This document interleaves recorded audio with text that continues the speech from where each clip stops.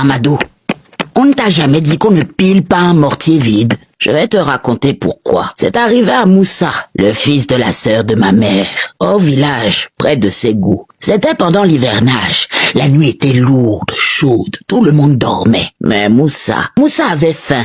Il s'est levé doucement. Il a traversé la cour jusqu'à la cuisine extérieure.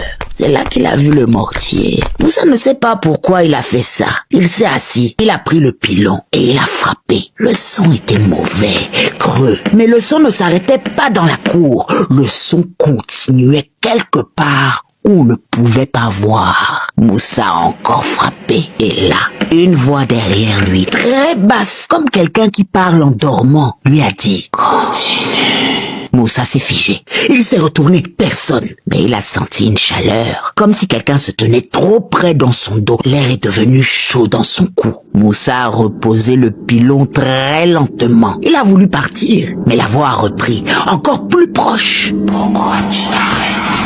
Tu as commencé à me terminer. J'ai faim. » Hey. Son cœur tapait fort.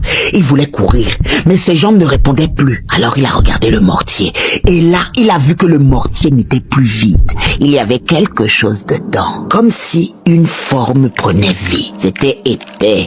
Ça bougeait. La voix a repris. Tu piles donc tu prépares. Puis tout contre sa nuque. Et quand tu prépares, c'est pour que...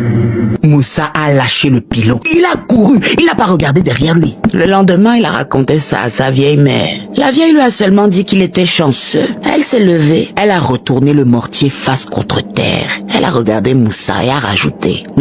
Et si tu entends un son de pilon la nuit, ne va pas voir parce que quelqu'un prépare. Et ce qu'il prépare, ce n'est pas pour toi. En Afrique, tout le monde sait que le carrefour n'est pas uniquement une route, le marché des esprits. C'est là que eux-mêmes, les sorciers, se croisent et vont faire leurs courses. Kofi arrive à une intersection de 3 chemins. Il tient dans sa main un lourd sac. Il semble anxieux. Kofi voulait la richesse. On lui avait dit d'aller au carrefour à minuit avec un poulet blanc et de ne surtout jamais regarder derrière lui, peu importe qui l'appelle. Kofi dépose son offrande. C'est alors que le vent souffle. Un silence de mort. Derrière lui, il entend des bruits de pas, mais pas seulement. Des bruits de pièces d'or qui tombent au sol. C'est alors qu'une voix lui dit « Kofi, tu as fait tomber ton argent. Regarde, ça brille. » C'était la voix de la mère de Kofi. Mais la mère de Kofi était décédée il y a 3 ans. Son cœur battait, si fort qu'il résonnait dans sa gorge. Il savait que ce n'était pas elle. Les génies prennent souvent le visage de ceux que nous pleurons pour nous faire fléchir. Kofi a serré les poings. Il a gardé les yeux fermés. C'est alors qu'il entend. « Mais Kofi, si tu ne veux pas ton argent, je vais le ramasser. » Kofi a résisté, mais la voix a repris. « Kofi, si tu ne veux pas ton argent, on s'ennuie tellement ici-bas. » Kofi a eu peur. Kofi n'a pas respecté la règle. Kofi a jeté un regard bref et furtif derrière lui. On n'a jamais su ce qu'il avait vu, mais son visage s'est décomposé. Il a commis l'erreur fatale. Il a regardé. Le lendemain, on a retrouvé Kofi assis au milieu du carrefour. Il était riche. Oui, très riche. Ses poches étaient pleines d'or. Mais ses yeux étaient devenus tout blancs et il ne parlait aucune langue humaine. La prochaine fois que tu rentres tard, si tu arrives à un croisement, mon petit, marche vite. Et surtout, garde les yeux fixés sur ton chemin. Parce que là-bas, la curiosité ne tue pas que les chats. Elle emporte l'âme. Mamingo, pourquoi tu mets le panier sur le miroir? Mon enfant, on ne dort jamais face à son propre reflet. Tu penses que ce ne sont que les vieilles histoires de Mamingo. Je vais t'expliquer. Quand tu dors, tu fermes les yeux. Mais le miroir, lui, ne dort jamais. En Afrique, on sait que l'âme quitte parfois le corps pendant le sommeil. Pour faire quoi? Pour voyager. Le miroir est un voleur d'ombre. Si ton âme sort et qu'elle croise son propre reflet dans le miroir face à ton armoire, elle va rester piégée de l'autre côté du verre. Elle croit être rentrée, mais en fait, elle est en cage. C'est pour ça que certains matins, quand tu te réveilles, tu te sens comme mélangé. Vers 3 heures du matin, tu sens un poids sur ta poitrine. Tu veux te réveiller, mais tes membres sont de plomb. Tu ouvres les yeux et tu regardes le miroir juste à côté et tu comprends l'horreur. Ton reflet ne fait pas les mêmes gestes que toi.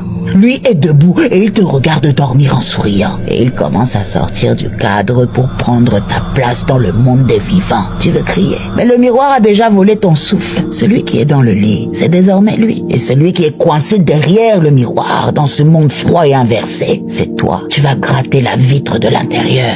Mais personne ne t'entendra. Mon Bindi, ce soir, avant d'éteindre ta lumière, tu jettes le pagne sur ton miroir. Ou alors tu le déplaces. Parce que si tu croises ton propre regard au milieu de la nuit, tu ne sauras jamais plus de quel côté tu es. Ah, cette mouche commence à m'agacer, hein. Ne la tue pas, ma fille. Les mouches de nuit ne sont pas des insectes banals. Au contraire, si tu entends ce bourdonnement agaçant qui tourne sans cesse autour de ta tête alors que tu travailles ou même que tu essaies de dormir, méfie-toi. Surtout si en ce moment tu as de grands projets en tête. Sache qu'un espion est chez toi. Quelqu'un qui veut connaître tes secrets. Cette mouche attend que tu parles dans ton sommeil ou même que tu rêves pour aspirer tes pensées et les répéter à celui ou à celle dont la curiosité est insupportable. Regarde-la bien. Peut-être même qu'elle est en train de regarder cette vidéo avec toi. Là, tout dessus. Tu ne l'entends pas. Tu n'en peux plus. Tu vas prendre ta sandale, tu vises bien et paf! Tu frappes de toutes tes forces. Mais quand tu soulèves ta chaussure, c'est là que ton cœur s'arrête. Pas de cadavre, pas de sang. Uniquement une petite pile de cendres grises qui s'envole dans la pièce. Et c'est là que tu entends la voix. Cette voix glaciale qui te siffle. Je vais aller tout répéter maintenant. Merci de m'avoir libéré. En l'écrasant, tu as brisé son enveloppe physique. Maintenant, elle n'a plus besoin d'elle pour courir apporter tes secrets à ton ennemi. Un conseil, ne la tue pas. Tu ouvres ta fenêtre et tu la chasses. Elle devra rentrer bredouille chez celui ou chez celle qui l'a envoyée. Quant à toi, tu pourras enfin dormir en gardant tes secrets pour toi. C'était les conseils de Mamingo. Prends soin de